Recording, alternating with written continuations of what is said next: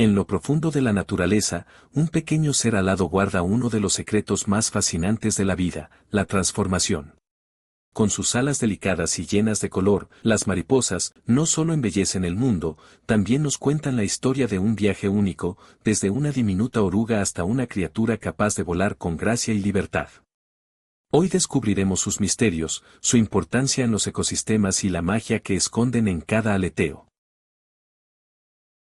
Los lepidópteros son un orden de insectos holometábolos, casi siempre voladores, conocidos comúnmente como mariposas. Las más conocidas son las mariposas diurnas, pero la mayoría de las especies son de hábitos nocturnos, polillas, esfinges, pavones, etc., y pasan muy inadvertidas.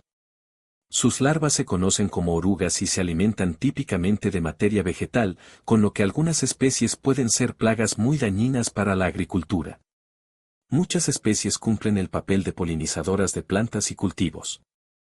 Este taxón representa el segundo orden con más especies entre los insectos, siendo superado solamente por el orden Coleoptera. De hecho, cuenta con más de 165.000 especies clasificadas en 127 familias y 46 superfamilias.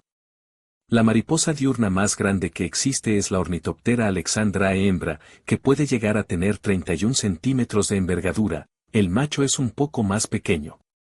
Esta especie vive al sudeste de Nueva Guinea. El lepidóptero más grande que la ciencia ha descubierto es la conocida mariposa atlas o polilla atlas, Atraques atlas, originaria de las zonas tropicales del sudeste asiático y es un heterócero, polillas o mariposas nocturnas, aunque posee hábitos diurnos. Hay unas 127 familias dentro del orden Lepidoptera, pero las opiniones de cuáles son estas cambian con frecuencia entre los científicos.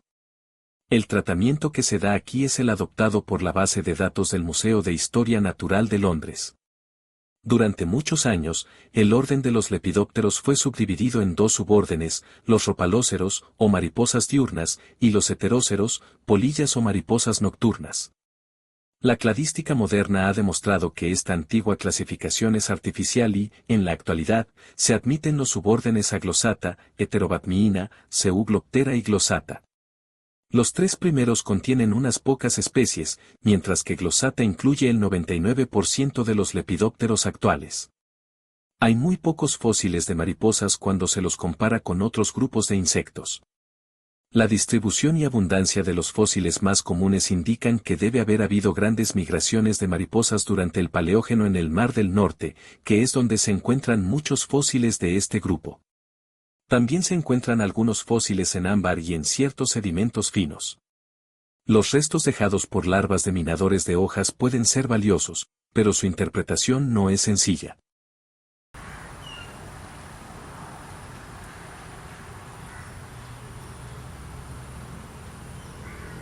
Las mariposas poseen dos pares de alas membranosas cubiertas de escamas coloreadas que utilizan en la termorregulación, el cortejo y la señalización.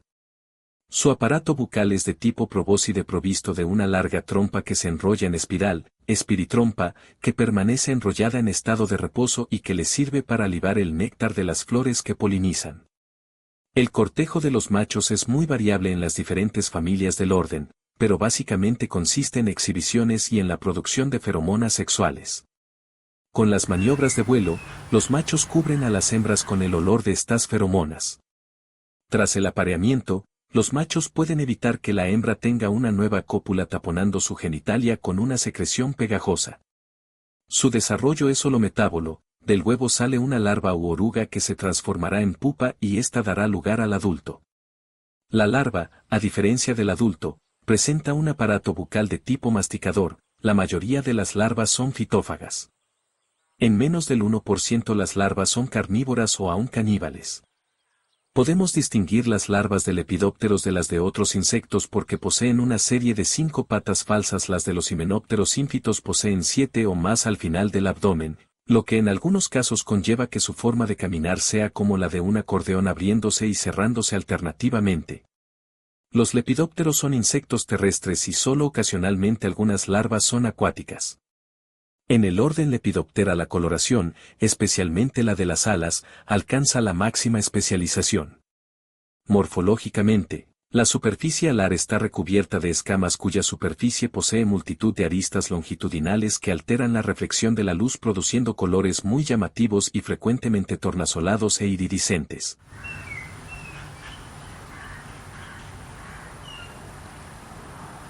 Las venas de las alas de las mariposas forman un diseño característico y único según las especies o familias de las que se trate. Conocer este patrón es, en algunos casos, imprescindible para la correcta determinación de una especie concreta de mariposa. Para poder describir con claridad y precisión este diseño se utiliza la siguiente terminología entomológica, tanto en las alas anteriores como en las posteriores se encuentran las siguientes zonas o áreas. Basal, es la más próxima al cuerpo, subdividida a veces en basal y postbasal, submarginal, premarginal o, simplemente, marginal, es la más alejada. Entre ambas se encuentra la zona discal que, a su vez, se divide en discal y postdiscal o postmedial. Finalmente, la zona apical se encuentra en la parte distal y superior de ambas alas. En el perímetro del ala anterior se encuentra el borde de ataque que se denomina costa o borde costal. A continuación, el ápice seguido del margen externo o termen. Inmediatamente después, en las alas anteriores aparece el ángulo dorsal y, en las posteriores, el ángulo anal. Se completa la periferia del ala con el margen interno o dorso. Entre las zonas basal y discal de ambas alas, próxima a la costa, aparece un área alargada, enmarcada por venas y casi siempre cerrada, denominada célula o celda discal, discoidal, discocelular o, simplemente, celda. En su parte superior se encuentra delimitada por la vena subcostal, por la parte inferior por la vena mediana y por la postdiscal por las tres venas discoidales. Cuando falta alguna de estas venas, se denomina celda abierta. Las venas no son siempre fáciles de observar, a veces es mejor observarlas desde el reverso o emplear técnicas de humidificación con alcohol para que se hagan visibles entre las escamas y pelos androconiales. Las del ala anterior se numeran de la 1 a la 12, V1, V2, V12, de abajo arriba. La vena V1 o submediana, de las más difíciles de apreciar, nace en la base y discurre de forma paralela al dorso. La quinta doso mediana arranca hacia la mitad del borde inferior de la celda. La vena V12 o costal nace en la base del ala y discurre paralela a la costa. Las del ala posterior son 8, aunque muchas veces aparecen dos venas anales V1, V1A y V1B. También se numeran de abajo arriba, siendo la quinta 8 la vena costal. En algunas mariposas pueden faltar venas, tanto de un ala como de la otra, normalmente entre la quinta 6 y la quinta 9. En esos casos se numeran de forma sucesiva, de tal manera que puede haber mariposas en las que la última vena sea la quinta 9. Entre las venas aparecen los espacios llamados células que también están numerados. Así, entre el dorso y V1 se encuentra la célula E1A, entre V1 y V2 aparece E1B, entre V2 y V3 E2, y así sucesivamente hasta llegar a E12 en el ala anterior, y E8 en la posterior, entre la última vena y la costa. Como en el caso de las venas, la numeración siempre es correlativa, pudiendo acabar en E9.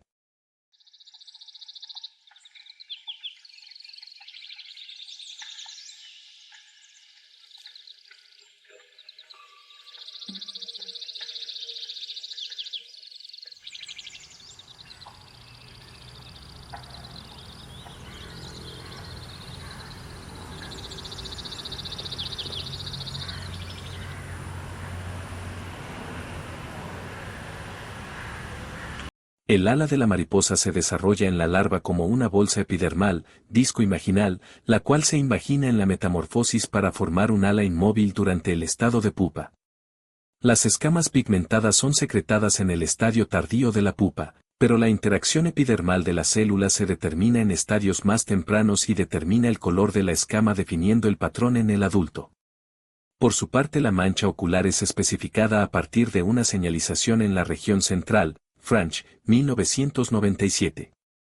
Por otro lado, se cree que el patrón de coloración se organiza alrededor de un foco hipotético y que éste sirve como fuente de información para la posición y síntesis del pigmento apropiado. El patrón específico aparece por las variaciones en el número de focos en el ala y la variación en la que la información de la posición es interpretada. En otro estudio se evidenció la existencia de un foco que determina el largo de la mancha ocular en el ala posterior de Presiscoemia. Al cauterizar 300 células en el centro de la supuesta mancha ocular en el desarrollo temprano del ala, puede inhibirse completamente el desarrollo de este. Estas mismas células pueden ser trasplantadas a otra región del ala e inducir un pigmento en forma de anillo en el tejido alrededor del injerto. Este estudio demostró que el foco es una entidad fisiológica. En estudios histológicos en el epitelio del ala se reveló que la formación de las escamas siempre ocurre en filas paralelas, próximas al eje del ala. Esta formación celular de las alas parece estar formada por diferenciación in situ y no por migración. Los pigmentos que generan el patrón de coloración en las alas son sintetizados exclusivamente en las escamas. Este patrón es formado por 4 colores de melanina diferentes. Las enzimas específicas para la síntesis de estas son incorporadas en formas insolubles en la cutícula de las escamas. La síntesis de estos pigmentos comienzan cuando el sustrato de melanización comienza a ser suministrado por el sistema circulatorio. Finalmente se ha encontrado que la expresión de genes homólogos en el patrón de apéndices de Drosophila también están involucrados en el patrón de coloración. El Jan-Unraud es expresado en la parte posterior y Apterous en la superficie dorsal del disco del ala. Por su parte Winglis es expresada alrededor de la margen dorso-ventral en el disco del ala. La proteína WG junto con el gen de Kapenta-Pejic han mostrado tener una función como gradiente de morfógenos en Drosophila controlando la expresión génica y consecuentemente el patrón morfológico en los ejes dorso-ventral y antero-posterior.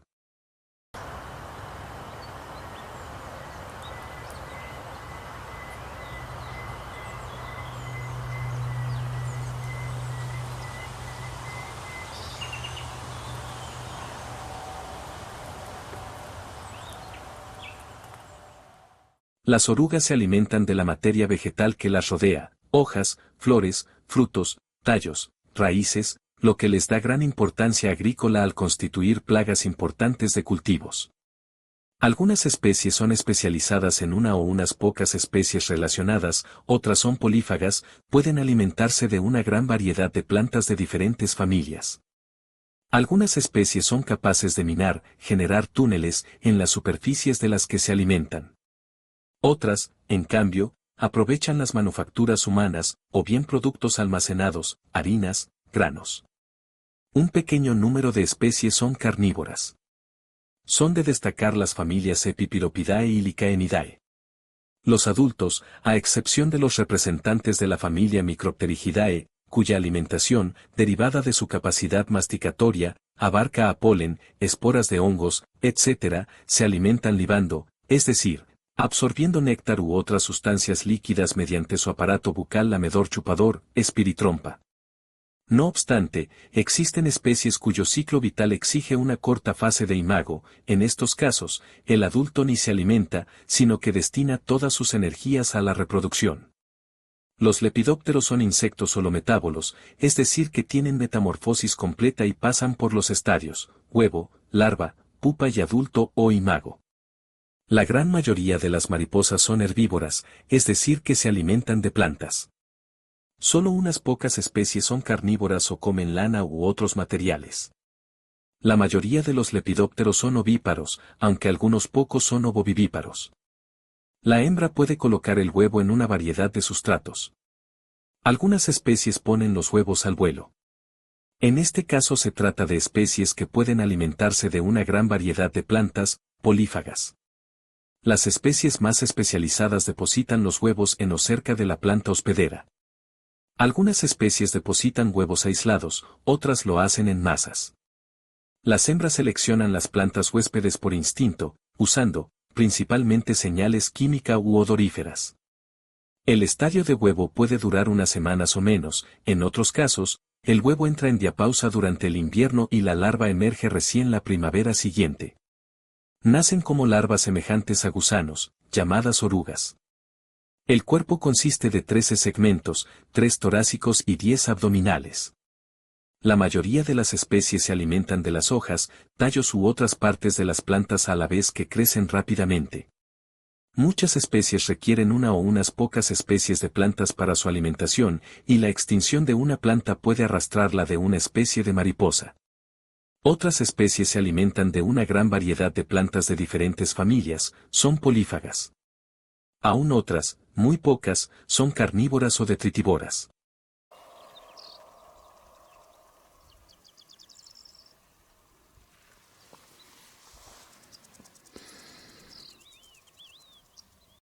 Al completar el desarrollo, la oruga se protege en un lugar resguardado y allí se transforma en pupa. La pupa puede estar envuelta en un capullo de seda, como en la mayoría de las mariposas nocturnas, o carecer de esta envoltura, como en las mariposas diurnas. En este estadio no se alimenta, y sufre grandes cambios metabólicos y morfológicos, cuyo conjunto es llamado metamorfosis. La mariposa adulta sale rompiendo el esqueleto externo de la crisálida. La mayoría de las mariposas adultas se alimentan libando el néctar de las flores con su espiritrompa, una estructura bucal extensible evolucionada a partir de algunas de las piezas bucales articuladas típicas de los insectos. Los adultos de unas pocas especies tienen una vida muy corta, carecen de piezas bucales y no se alimentan. Esta lengua enrollada es flexible y muy sensible. Puede introducirse dentro de una flor, pero también puede inclinarse abruptamente, de manera que la mariposa puede alimentarse desde diferentes ángulos sin tener que moverse. Una vez que la mariposa ha terminado de alimentarse, la lengua se retrae enroscándose y encaja exactamente debajo de la cabeza del insecto. Machos y hembras se buscan activamente, usando como guía visual su aleteo característico y empleando el sentido del olfato. Tras la fecundación, la hembra pone varios cientos o miles de huevos. En algunos casos la vida adulta es breve, no durando más que el tiempo necesario, a veces un solo día, para asegurar la reproducción. Algunas especies son migratorias. Entre ellas algunas se cuentan entre los insectos que cubren las mayores distancias en sus viajes. Entre las especies migratorias mejor conocidas se cuentan la mariposa monarca, Danaus plexippus, el esfíngido picaflor, Macroglossum stellatarum, la vanesa de los cardos, Vanessa cardui, el almirante rojo, Vanessa atalanta, y Colias crosseus. Otro ejemplo es Urania fulgens que puede tener migraciones explosivas en ciertos años en el neotrópico.